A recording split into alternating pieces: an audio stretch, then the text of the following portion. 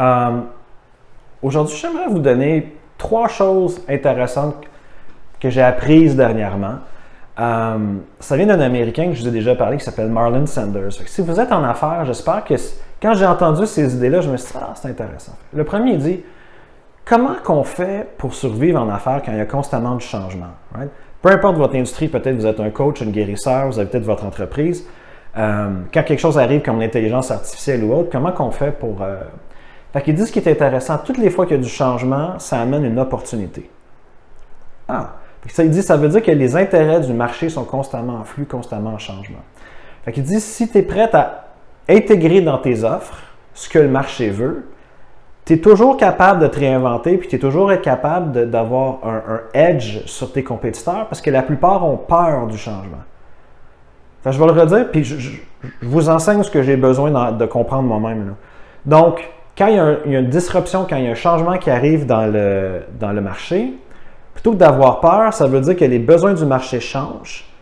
Donc, ça crée des opportunités. Si vous êtes capable de prendre les nouveaux besoins, les nouveaux désirs du marché, puis de les intégrer dans votre produit ou dans votre service, je donne un exemple. Avec l'intelligence artificielle, bien, Anthony Robbins, vous savez, le monstre de 6 pieds 7 de motivation américain, bien, dernièrement, il a sorti Tony Robbins AI, donc l'intelligence artificielle d'Anthony Robbins, puis tu peux y parler dans ton téléphone. Ça, c'est numéro 1.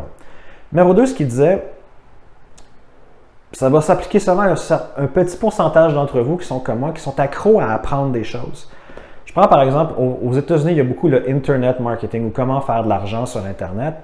Puis c'est facile d'être accro à ça, puis de juste consommer. T'sais. Puis ce que Marlon dit, c'est qu'il y a une ligne entre consommer de l'information, puis être ce qu'il appelle un producer.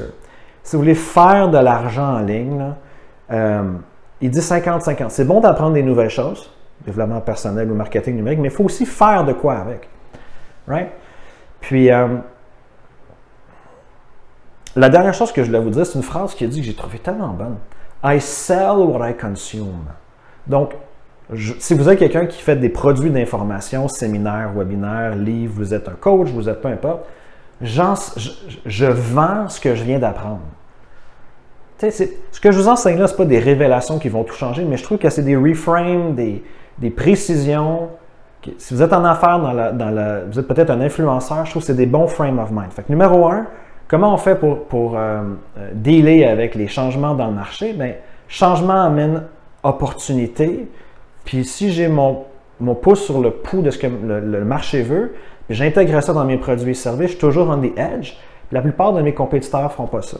Deuxième, ça s'applique peut-être dans le money making en ligne, mais aussi dans le développement personnel. 50% apprendre, 50% appliquer aussi. Puis finalement, sell what you learn. Comme là, dernièrement, j'ai fait une première séance avec une guérisseuse énergétique. Je trouvais ça fascinant. Mais c'est des techniques et des notions que je ne maîtrise pas encore. Mais je vais faire des vidéos tout de suite pour vous les enseigner, plutôt que d'attendre 6 mois de les avoir maîtrisées. J'espère que ça vous aide.